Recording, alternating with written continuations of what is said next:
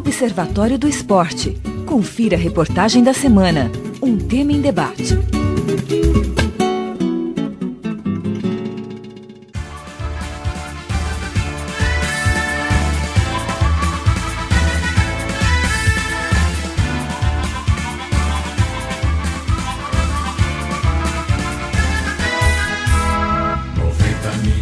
Em ação, pra frente Brasil, no meu coração. Todos juntos vamos, pra frente Brasil, salve a seleção. No dia 1º de abril de 1964, os militares depõem o presidente eleito democraticamente, João Goulart, e instituem uma ditadura que durou 21 anos. Na década de 60, o Brasil vivia grande instabilidade política e uma polarização ideológica. As camadas mais populares reivindicavam melhores condições sociais por meio de constantes greves e manifestações. Atento às demandas desses grupos, João Goulart prometia reformas de base que englobam a agricultura, a economia e a educação. Os setores conservadores temiam que o país pudesse sofrer um suposto golpe comunista. Como resposta, eles reagiram às mobilizações sociais e, através dos militares, articularam um golpe. Com o apoio da classe média, de grandes empresários, da Igreja Católica e até mesmo dos Estados Unidos da América, o golpe se concretiza. Anos de chumbo, luta e dor. A ditadura suprimia direitos e calava qualquer voz que se opunha ao regime. Mais que isso, os militares interferiram em diversos setores e instituições sociais para o controle do país. O futebol brasileiro não escapou dessa influência, como explica o jornalista dos canais ESPN, José Trajano. O esporte brasileiro, como tudo, teve o dedo dos militares. O presidente da CBF foi o almirante Heleno Nunes. O chefe da delegação em 70 foi o brigadeiro Jerônimo Bastos. Havia militar para tudo quanto é lado, comandando o esporte brasileiro. Quer dizer, nós temos que lembrar que nós estamos numa ditadura. Os militares mandavam, né? Trocava de general para marechal e tal, não havia eleição. Os militares mandavam em tudo quanto é lugar. E o esporte não ficou de fora. Então, havia até naquela época, quando houve um pouquinho de abertura, e nós tínhamos só 2 partidos políticos, Arena e MDB, havia até um slogan, onde a Arena vai mal, um time no Nacional. Então, naquela época, se construiu vários estádios, Brasil afora, se colocava muitos times no campeonato nacional para tentar agradar presidentes de clubes, a puxar saco das populações. E aí criaram vários elefantes brancos, como esses, alguns que vão sair sendo construídos agora na Copa. O jornalista do site Trivela, Leandro Stein, aponta que o futebol é um reflexo da sociedade. Ele analisa que o uso desse esporte pela política é comum, até mesmo em uma democracia. Falar de política e futebol é uma coisa sempre pertinente até para poder entender um pouco da história, um pouco da sociedade, né? Porque o futebol não deixa de ser um reflexo de tudo que acontece na sociedade.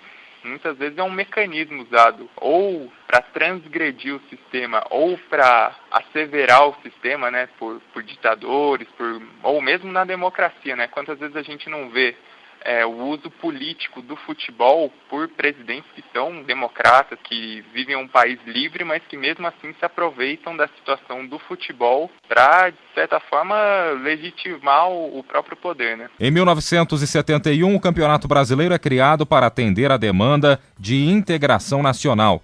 O jornalista Leandro Stein aponta que a competição absorveu muitos times, principalmente a partir de 1974. A criação do Campeonato Brasileiro entra dentro de um projeto de integração nacional e com isso também, de certa forma, no processo do milagre econômico brasileiro, para fomentar a loteria esportiva que tinha sido criada, para alimentar um pouco o consumismo estabelecido no Brasil. E a partir da sua criação, o Campeonato Brasileiro vai absorvendo times, principalmente depois de 74, que a Arena, né, que era o partido governista, da ditadura, ele sofre uma dura derrota nas eleições de 74, especialmente no Senado, né, em que o MDB, que era o partido da oposição, conquistou 16 das 22 cadeiras do Senado. Então há um plano para a ditadura retomar o espaço a partir desse ano, e o futebol acaba sendo um desses meios, né? E o Campeonato Brasileiro vira uma grande ferramenta política, né? Com times acrescentados apenas para satisfazer a aliança. É a famosa frase: onde a arena vai mal, mais um time no Nacional. Leandro Stein reforça ainda que a inclusão de times no Campeonato Nacional por favores políticos era mais forte longe dos grandes centros do país. Nos grandes centros não havia tanto essa relação de favores, né? Porque havia uma classificação um pouco mais racional. Mas em relação as outras regiões, principalmente Norte, Nordeste e Centro-Oeste, esse clientelismo era escancarado. Não havia muito critério para a inclusão dos times, não. Era pura relação política mesmo. Além da inclusão de clubes no Brasileiro, Leandro Stein explica que a construção de estádios em locais estratégicos fazia parte do jogo político do regime. Outro mecanismo bastante usado nesse processo é a construção de estádios em rincões do Brasil, né?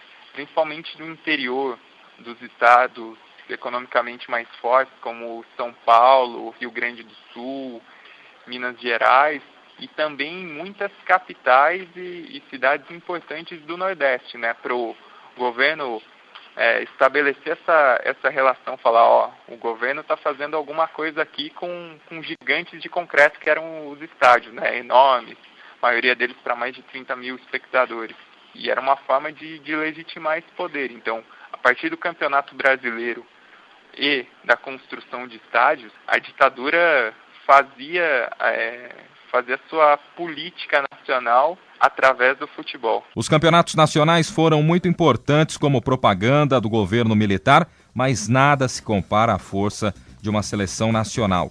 O Brasil era o atual bicampeão mundial no momento em que se instalou a ditadura, com títulos conquistados em 1958 e 1962.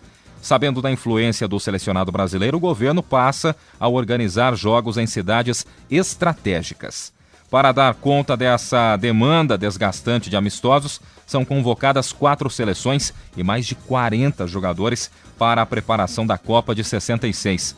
E o resultado não poderia ser outro. O Brasil fez uma das piores campanhas de sua história. Visando um resultado diferente para a Copa de 1970, a preparação física foi um dos trunfos da seleção, diferentemente da Copa anterior. Com muitos militares na comissão técnica, o Brasil era comandado por João Saldanha, até poucos meses da Copa do Mundo. Sua ligação com o Partido Comunista e seus ideais de esquerda, além de seu jeito explosivo e provocador, fez com que ele fosse substituído pelo técnico Mário Jorge Lobo Zagallo. O jornalista José Trajano explica que Zagallo era um dos poucos civis em uma comissão técnica composta por muitos militares. Agora, o que tinha na seleção era muito militar. Apesar do Zagallo não ser um militar, não ser... O Zagallo é um conservador, mas não é que fosse um tremendo reacionário e amigo dos militares. Ele foi amigo daqueles militares que estavam na seleção, que eram caras ligados ao esporte, como o capitão Cláudio Coutinho, como Carlesso, Camerino, que eram pessoas da Escola da Educação Física do Exército que lideraram a preparação física da seleção brasileira. Quem teve também muito contato com esses militares, parecia que eu achava até que ele era militar, mas nunca foi, era o Parreira, porque o Parreira fazia parte desse grupo da preparação física da seleção brasileira. O historiador da Universidade Federal do Rio Grande do Sul, Gerson Fraga, explica o motivo de tantos militares na comissão técnica do time nacional. A política de militarizar completamente a preparação da seleção e a própria organização da seleção no México. Toda a equipe que coordena a seleção, que acompanha a seleção, é formada basicamente por militares, tem poucos civis. É uma seleção militarizada, porque é uma sociedade militarizada e quer se vender a ideia de que esse modelo de sociedade é um modelo vencedor. E claro, enquanto projeto de propaganda naquele momento, né, a receita acabou dando certo. Depois do sucesso com a vitória da Copa de 70, o Brasil tenta novas conquistas em 74 e 78, mas sem sucesso. Logo após, já com o declínio do chamado milagre econômico, o Brasil inicia o processo de redemocratização do país e o futebol novamente não fica de fora. Nesta etapa, o Esporte Clube Corinthians Paulista ganha destaque. Em um movimento liderado pelo dirigente Adilson Monteiro e pelos jogadores Sócrates, Casagrande e Vladimir, realizam o que seria chamado de democracia corintiana. Toda e qualquer decisão do clube, desde uma concentração pré-jogo até uma contratação, seria decidido democraticamente por todos do clube.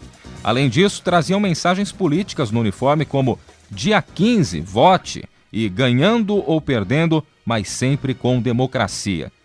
O jornalista José Trajano explica a importância do movimento e analisa sua influência até os dias atuais. Teve repercussões e tem até agora. Até o movimento do bom senso, eu acho que é um reflexo do que foi a democracia corintiana. O Paulo André conversou muito com Sócrates antes do Sócrates morrer. Foi uma coisa que teve repercussão, sim. Foi uma coisa que não ficou restrita ao Corinthians, não. É claro que era um movimento de um clube, não era um movimento nacional dos jogadores como tenta ser o bom senso. Mas foi importante, agitou, mobilizou, sim. A democracia corintiana durou até 1983, nos anos finais do regime, que acabou oficialmente em 1985.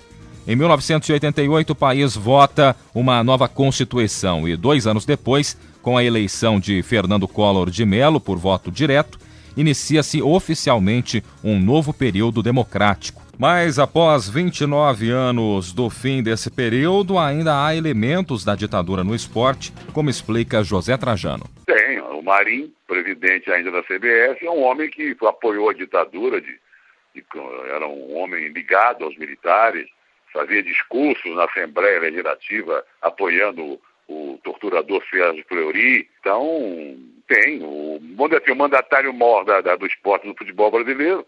É um homem profundamente ligado aos militares daquela época. Muito bem, no Observatório do Esporte, chegando já na reta final do programa, queria chamar aqui o Vinícius Martins para participar também da nossa roda de bate-papo e para falar um pouquinho aí do futebol brasileiro nos tempos da ditadura militar. Um abraço para você, Vinícius. Abraço, Guilherme, abraço, amigos da mesa, abraço, ouvinte. A matéria dessa semana sobre ditadura militar, ela vem para embalar esse mês de abril que descomemora os 50 anos do golpe militar brasileiro, um período muito importante do Brasil e ao mesmo tempo muito difícil para a democracia brasileira, para a sociedade brasileira no geral. No nosso caso, é impossível não fazer essa relação com o esporte, sobretudo com o futebol, um esporte muito importante para a nossa sociedade brasileira. A gente abordou temas como o uso dos campeonatos nacionais, que chegaram a ter mais de 70 times na década de 70, a questão dos estádios que foram construídos também na década de 70 amplamente. Durante o milagre econômico, na década de 70, o Brasil ele cresceu muito economicamente e fez muitas obras de infraestrutura. E é importante entender que os estádios faziam parte dessas obras.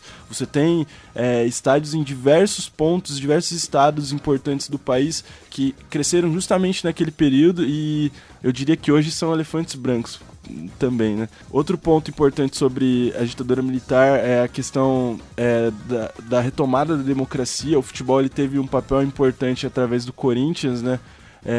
Com a democracia corintiana, com Sócrates, Casagrande, Vladimir, e como bem falou o Trajano, serviu de base pro Bom Senso Futebol Clube, que hoje se propõe a rediscutir algo tão importante para o nosso futebol, que nunca se mobilizou, que nunca lutou por uma melhoria efetiva dentro das 4 linhas. Então, eu acredito que, mais do que isso, o tema ditadura militar ele é importante porque através dele é possível compreender muitos aspectos, não só do futebol, mas da vida brasileira no geral. Para fechar, a semana que vem a gente vai continuar debatendo esse tema, só que dessa vez a gente vai trazer histórias de jogadores que viveram um período e que tiveram influência direta do regime nas suas vidas e nas suas carreiras. Você ouvinte do programa que acessa as redes sociais, curta a nossa página no Facebook. O endereço é www.facebook.com/Observatório do Esporte. Acesse também o blog do nosso programa, o endereço é o www.observatoriodoesporteunesp, tudo junto, hein? observatório.blogspot.com.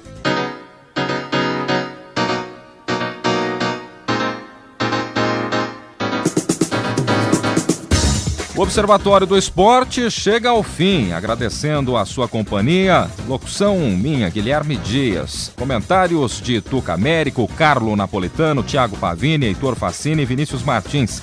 Equipe de reportagem, Fernando Martins, Vinícius Martins, Heitor Facini e Thiago Pavini. Direção de Fábio Fleury, produção técnica de Paulo Pepa.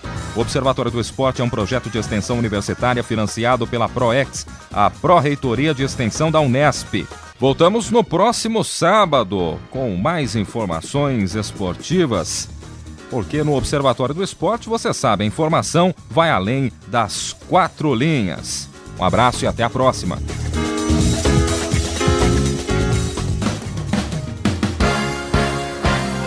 A Unesp FM apresentou Observatório do Esporte. O programa que dá bola a todas as modalidades esportivas.